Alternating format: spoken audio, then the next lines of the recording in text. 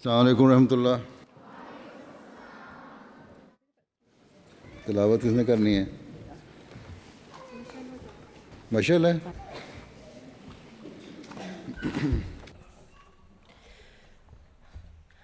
اعوذ باللہ من الشیطان الرجیم. بسم اللہ الرحمن الرحیم.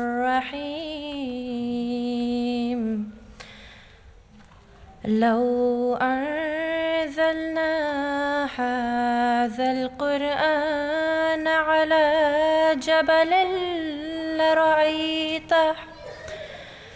لرأيته خاشعا متصدعا من خشية الله. وتلك الأمثال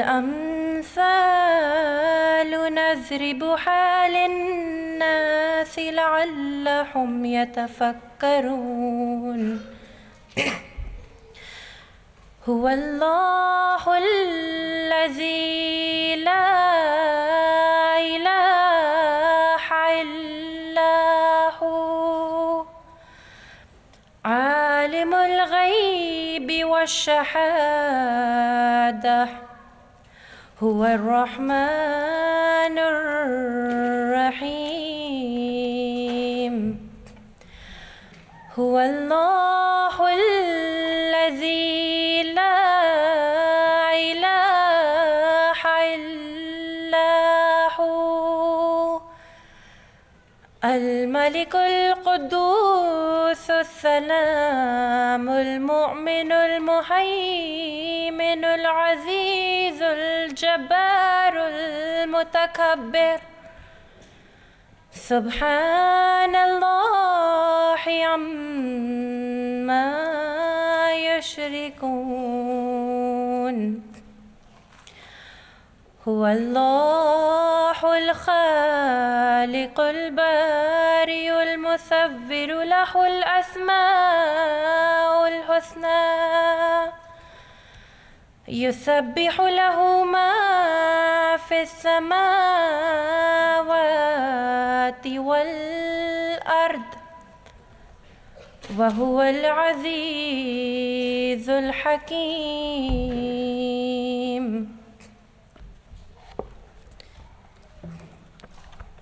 English translation. In the name of Allah, the Gracious, the Merciful. If we had sent down this Quran on a mountain, thou wouldst certainly have seen it humbled and rent asunder for fear of Allah. And these are similitudes that we set forth for mankind, that they may reflect. He is Allah, and there is no God beside him, the knower of the unseen and the seen. He is the Gracious, the Merciful. He is Allah, and there is no God beside him, the Sovereign, the Holy One, the Source of peace, the Bestower of security, the Protector, the Mighty, the Subduer, the Exalted. Holy is Allah, far above that which they associate with him. He is Allah, the Creator, the Maker, the Fashioner. His are the most beautiful names. All that is in the heavens and the earth glorifies him, and he is the mighty, the wise. Urdu ترجمہ. اگر ہم نے اس قرآن کو کسی پہاڑ پر اتارا ہوتا تو ضرور دیکھتا کہ وہ اللہ کے خوف سے عجز اختیار کرتے ہوئے ٹکڑے ٹکڑے ہو جاتا ہے. عجز اختیار کرتے کرتے ٹکڑے ٹکڑے ہو جاتا ہے. اور یہ تمثیلات ہیں جو ہم لوگوں کے لیے بیان کرتے ہیں تاکہ وہ تفکر کریں. وہی اللہ ہے جس کے سوا اور کوئی معبود نہیں، غیب کا جاننے والا ہے اور حاضر کا بھی. وہی ہے جو بن مانگے دینے والا، بے انتہا رحم کرنے والا اور بار بار رحم کرنے والا ہے.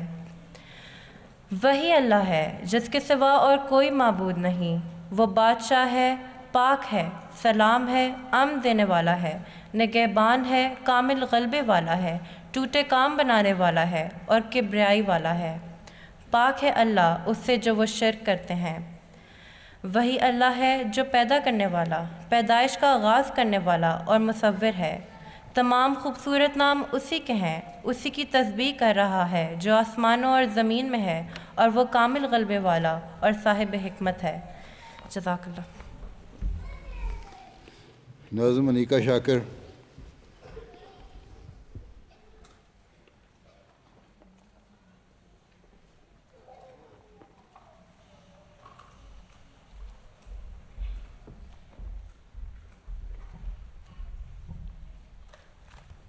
السلام علیکم میرے پیارے حضور۔ کلام حضرت مسلم معود رضی اللہ تعالیٰ عنہ۔ جدھر دیکھو ابر گناہ چھا رہا ہے،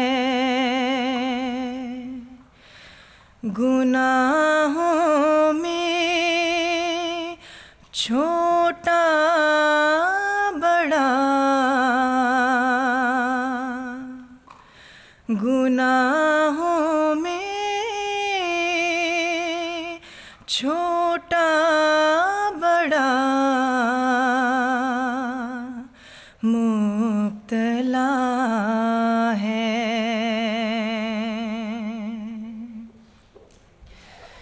میرے دوستوں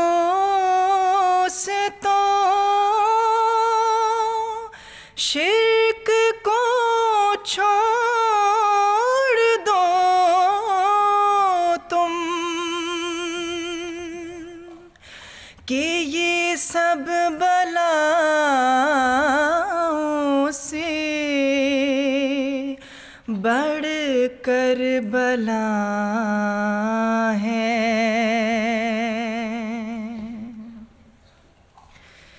یہ دم ہے غنیمت،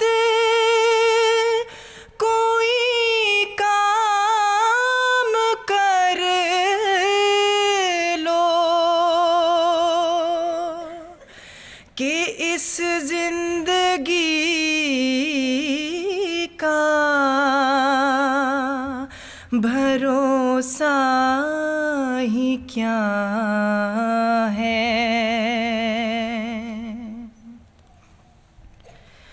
محمد پہ ہو جان قربان ہماری،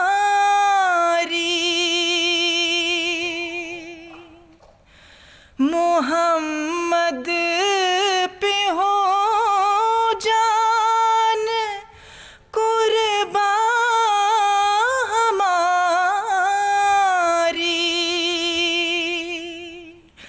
کہ وہ کوئی دلدار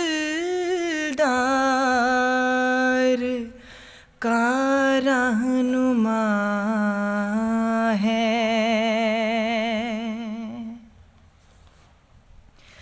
بجا لاؤ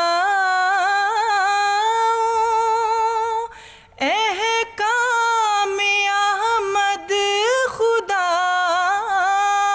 را، ذرا سی بگر تم میں،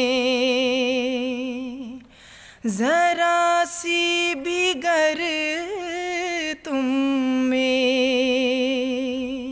بوئے وفا ہے۔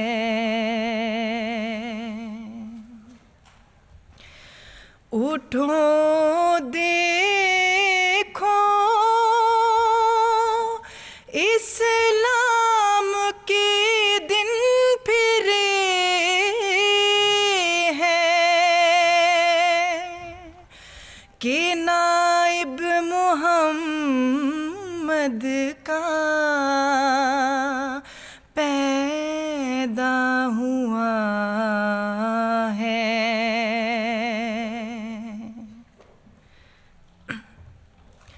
محبت سے کہتا ہے وہ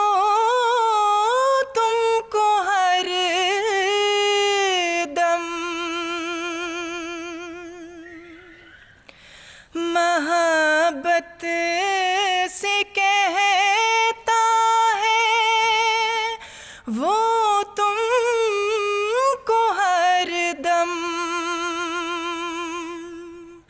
उठो सोने वालों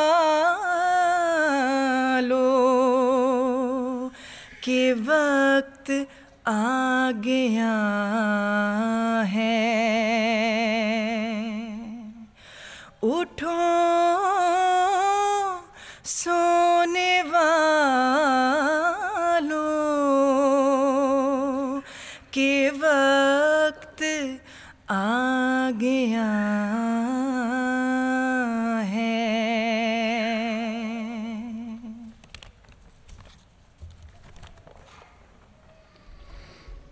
रिपोर्ट इज्तिमा माहिदा Javed.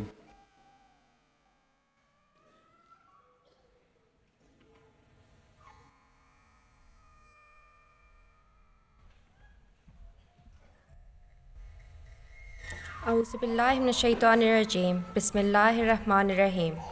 Beloved Hazur and respected Abbajan, Assalamu alaikum. On behalf of the Waqf Nau UK, we would like to welcome you to our National Ijtema. Alhamdulillah, this year, the total registered attendance of 7 to 17 and over was 810, and the grand total, including mothers and guests, was 1,306. Alhamdulillah, this was an increase from last year, where we had an attendance of 768 Waqf Nau, which is an increase of 442 Waqf Nau. I will now provide a report of today's proceedings. We began with breakfast and registration at 8:30 a.m. Following this, the opening session commenced with the Tilawat at 9:45 a.m., then by Nazm and a presentation by Humanity First. The Waqf Nau were then divided into groups. 7 to 11s participated in a workshop on the importance of learning languages. 12 to 16s had a presentation on life skills, including negotiation skills and decision-making. The 17-plus age group participated in a workshop on the responsibilities of a Waqf Nau. The Waqf Nau were then provided with refreshments consisting of fruits, chocolates, and juices. At 11:30 a.m., the Waqf Nau sat their examination. Following this was snacks, which were provided again. After this, the 7 to 11 Waqf Nau group had a life skills workshop where they discussed the importance of time maintenance, learning from their mistakes, and feeling confident. The 12 to 16 group participated in a workshop on the responsibilities of a Waqf Nau, and the 17-plus group discussed the importance of reading the books of the promised Messiah ﷺ. At 1 o'clock, we had a break for Zohar namaz and lunch, after which the workshops continued with 7 to 11 group discussing responsibilities of a Waqf Nau, 12 to 16 group participating in a workshop on the importance of learning languages, and 17-plus and parents had a workshop on the responsibilities of a Waqf Nau parent. Attendance at this session was 239 Waqf Nau and 228 mothers and guests. We then concluded for Asr namaz. That concludes the report for today's events. Jazakallah.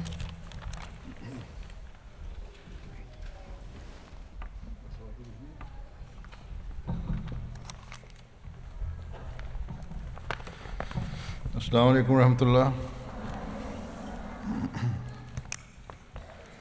أشهد أن لا إله إلا الله وحده لا شريك له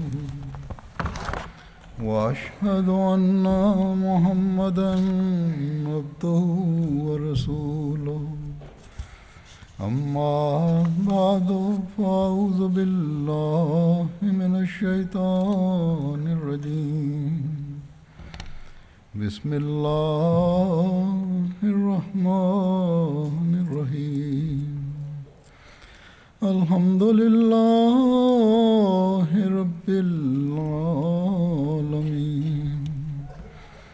الرحمن الرحيم مالك يوم الدين إياك نعبد وإياك نستعين اهدنا الصراط المستقيم صراط الذين أنعمت عليهم غير المغضوب عليهم ولا الضالين.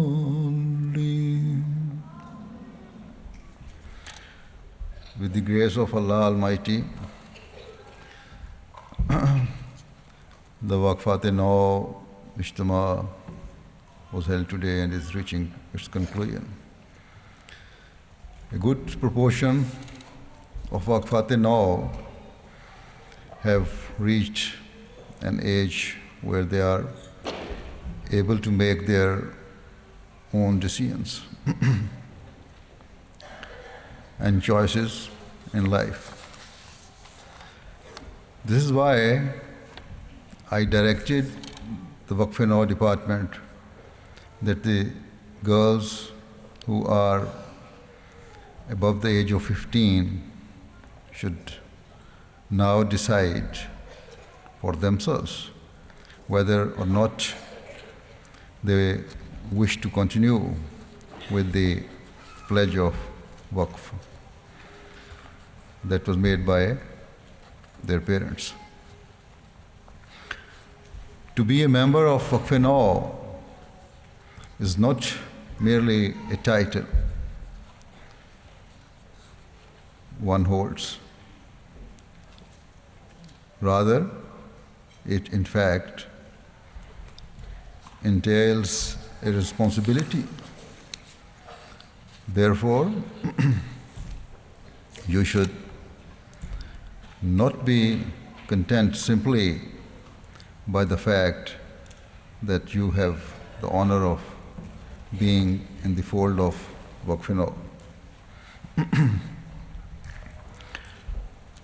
Instead, you should try to understand the responsibilities upon you as a member of Waqf nau.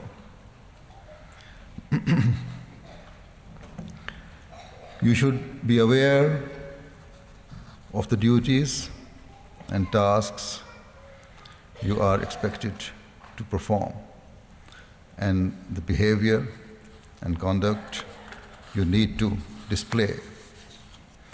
You should know the appropriate type of clothing to wear and what the standard of your parda should be. You should also be aware of the type of education and should attain and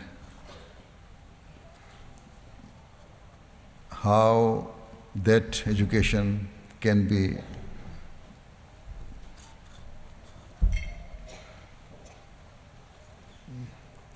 you should aware of the type of education you should attain. Second, and how that education can be utilized for the best interest of the Jamaat. If this is not the case, then to simply hold the title of Waqf nau will hold no value. There should be a clear distinction between a Waqf nau girl and a non-Waqf nau Ahmadi girl. The parents of normal Ahmadi girls do not pledge that they will sacrifice their child for the sake of their religion. A normal Ahmadi girl does not have to renew a bond that she will present herself for the sake of serving her religion. And that she will try to acquire education in a manner that will be best for the Jamaat. Or, in other words, that she will acquire an education according to the Jamaat's requirements. The Jamaat requires doctors, teachers, translators, journalists, and also those skilled in a range of other fields. The those are appropriate for the Ahmadi girls, suitable for the Ahmadi girls.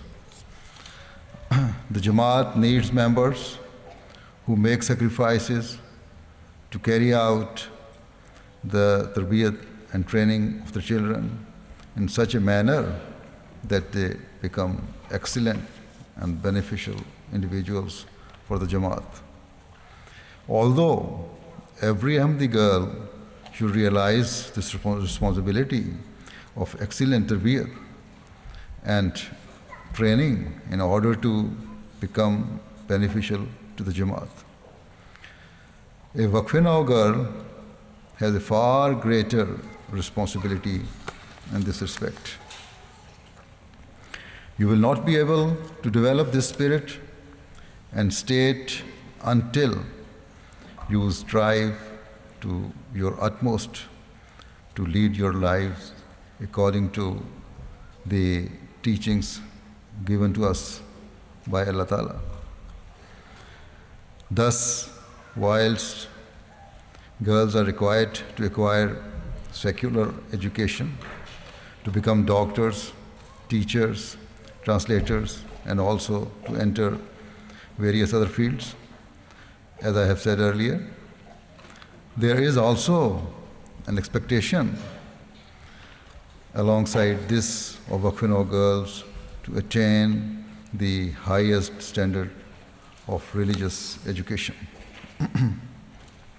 I often draw the attention of the women of the Jamaat in general that in order to properly take care of the future generations, Ahmadi women need to enhance their religious knowledge and know their traditions, so that through this the future generations can remain attached to the Jamaat.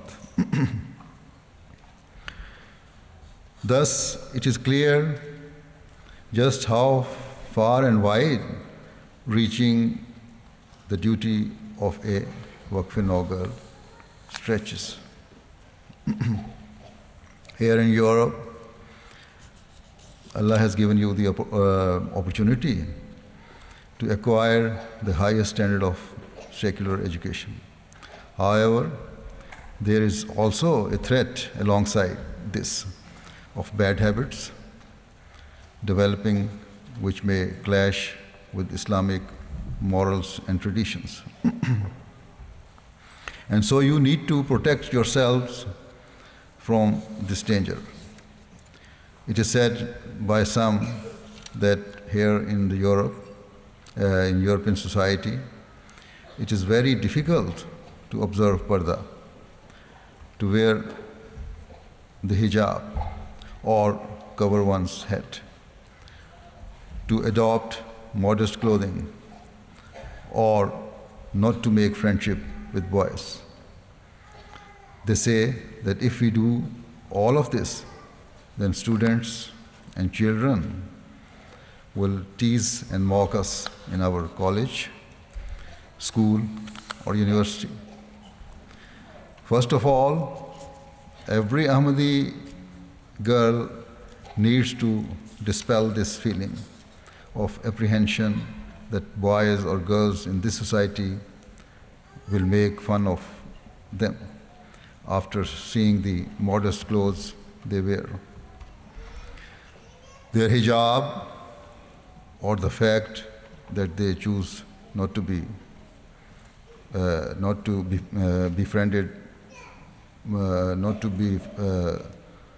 befriend boys. However, a Waqf girl should far exceed others in this standard and give even greater attention towards this, because it is they who must set the correct and proper Islamic examples for others. Islam does not forbid anyone from attaining an education. As I said before, the Jamaat has a great need for doctors, teachers, translators, language experts, and also those trained in various other fields. Naturally, this standard can only be acquired by attaining an education. However, when acquiring this education, we would also have to uphold our moral standard and maintain our limits. Certainly, Islam says that no Muslim man or woman should remain ignorant.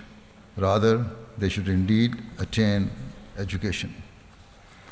This is why the Holy Prophet ﷺ gave special attention and consideration to women's education.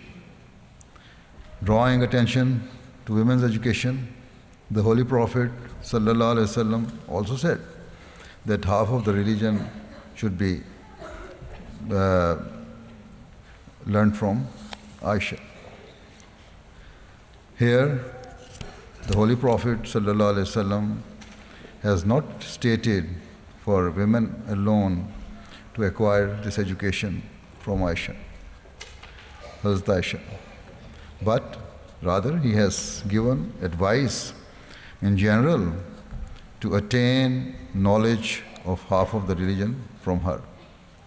Hence, at times, Hazrat Aisha radiallahu ta'ala anha would even take classes from behind a curtain, and she would impart her knowledge and teachings at gatherings which men would also attend. And so, this makes it very clear that in this spread of knowledge, Islam has not discriminated between men and women. And thus, to acquire and convey knowledge is the obligation of every Muslim. For a believing woman, it is important to acquire wisdom, implement and convey it, and especially use it for the training of her children.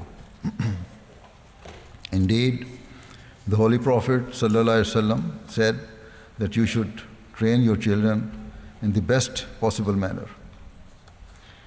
Further, the Holy Prophet ﷺ also said that wisdom is like the lost belonging of a believer. Wherever it is found, he or she should grab hold of it. Hence, our women and girls, and in particular the Waqf should attain the highest standard of education, and then they should strive to use that knowledge to give benefit to the world. It is also a favor of Allah on the Jamaat that through the blessings of Khilafat, He established an organization for the training of women, which gives them the opportunity to hold events and programs freely and conveniently. These programs are not only for raising, for training in religious education, but also to improve physical health, to help serve humanity as well as for other activities. Thus, you, the Waqf, are also part of this organization. In other words, you are members of Lajna. Being Waqf does not mean that you are exempt from Lajna or Nasirat and are outside their folds. Lajna and Nasirat are fundamental organizations, and so it is necessary to attend their events and functions. In fact, the Waqf should take part in the programs of Lajna and Nasirat to an even greater degree, than other normal Ahmadi girls, because you are those who have completely dedicated yourselves for the service of their religion. Hence, you should channel your thoughts by keeping the principle in mind that you will strive to perform your every task, giving precedence to your faith over worldly matters. And when you adopt this mentality, the thought can never emerge in your minds that due to the attitude of certain superior office bearers, you wish to excuse yourself from any task or responsibility you have been given. Instead, your way of thinking will be that whatever the attitude or behavior of an office holder is, as a Waqf Zindagi, I will display complete obedience and uphold the spirit of my Waqf, utilizing all my abilities and capabilities to serve my religion. You may feel certain office holders are dealing with you in an inappropriate manner, or that they are not utilizing you for work properly. However, this should never lead you to asking to take leave from a task or duty. I also want to draw your attention to the fact that many of you have reached a mature age, are now married, and with the blessings of Allah Almighty have children, and at the same time you are also serving the Jamaat. But remember that your first and primary obligation is to give full care and attention to the tarbiyat and training of your children who are being brought up by you. However, alongside this, you should also spare some time to serve the Jamaat and to serve in any capacity of work given to you by the Jamaat. Never let the thought emerge in your heart that our capabilities are not being utilized properly and we could have been given a better opportunity to serve. Irrespective of whether you are given a responsibility that is applicable to your education or not, you must serve the Jamaat to the best of your ability. You should always remember that the purpose of attaining education is to enlighten and illuminate your minds so that you carry out the training and upbringing of your children in a suitable and appropriate manner. It should never come into your mind that you must be given work which is relevant to your education. Rather, service of the Jamaat with complete dedication must be your sole purpose. Indeed, if you are given any responsibility which is applicable to your qualifications, then it will simply be a positive point that you are being given an opportunity to demonstrate your capabilities. Thus, today, I will say briefly to the Waqfat-e-Nau that by just gathering together for the Ijtema, taking part in the competition or listening to speeches alone will not enable you to achieve your objectives. You will only achieve your aim and goal when you come to understand the true spirit of Waqf and use all of your capabilities entirely for the sake of serving Jamaat Ahmadiyya. Your Waqf will only prove to be of benefit when those of you who are married carry out the tarbiyat and training of your children in an excellent manner. Your work will be beneficial only when you carry out even the smallest tasks and duties you are given with utmost satisfaction and happiness. Your work will be of use only when your attire and clothing is according to the true Islamic dress code. Your work will bear fruit only when you read and understand the Prophet Messiah's teachings and then make it a part of your lives. Your work will be beneficial only when you try to lead your lives according to the Quran and the Sunnah. That is the practice of the Holy Prophet ﷺ. And your work will be truly beneficial when you establish a living connection with Allah Ta'ala. Thus, search for the commandments of Allah and strive to act upon them at all times. Always safeguard and protect your prayers. You should form your outer appearance and state in accordance to the teachings of Islam.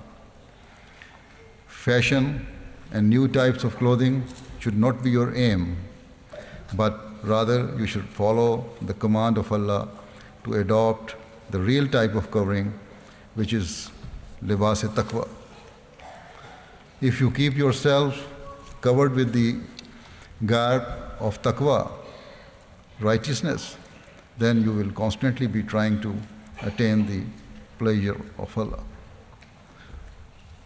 And when your objective will be purely to win God's pleasure, you will act exactly in the way Allah the Almighty has commanded. The world will not be your goal, but rather your faith and religion will hold greatest importance for you. Once you adopt libas-e-taqwa in this Western society, you will not be disturbed or upset when people poke fun at you and say, look at that girl wearing hijab or observing parda and wearing modest attire. Instead, you will always keep the commands of Allah in view, and you will feel proud that you are adopting the libas-e-taqwa. And this same way, the younger girls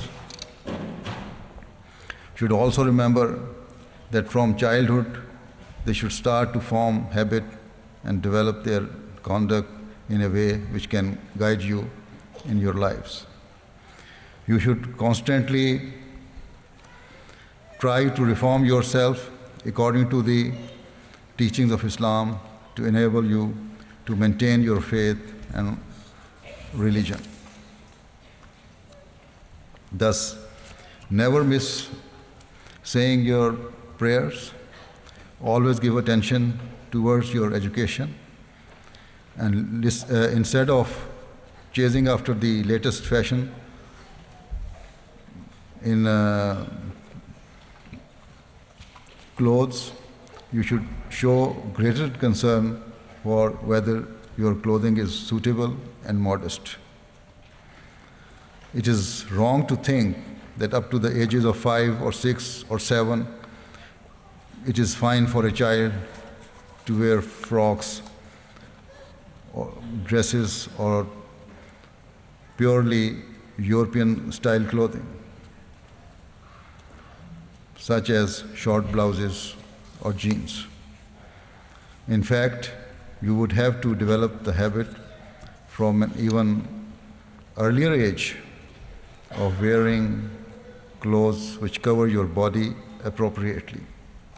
Thus, you should develop modesty within yourselves. In your friendship, you should be mindful to not befriend people who take you away from your religion. Instead, you should befriend those who are decent and sincere rather than those who are immodest and shameless. You need to give full attention to your education. You should try to listen to your parents when they advise and train you with reference to religious teachings and the traditions of the Jamaat. And remember that if any question arises in your mind, then without any hesitation, you should write to me. May Allah the Almighty enable all of you to become proper Waqfat nau,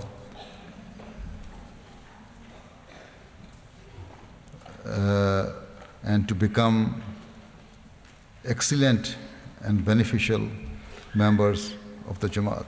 Ameen. Now you join me in silent prayer.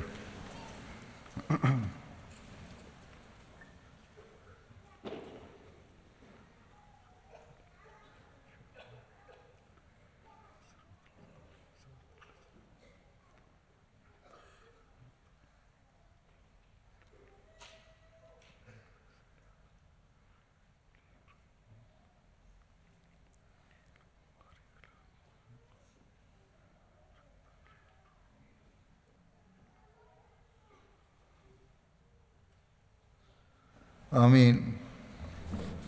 Assalamu alaikum wa rahmatullah.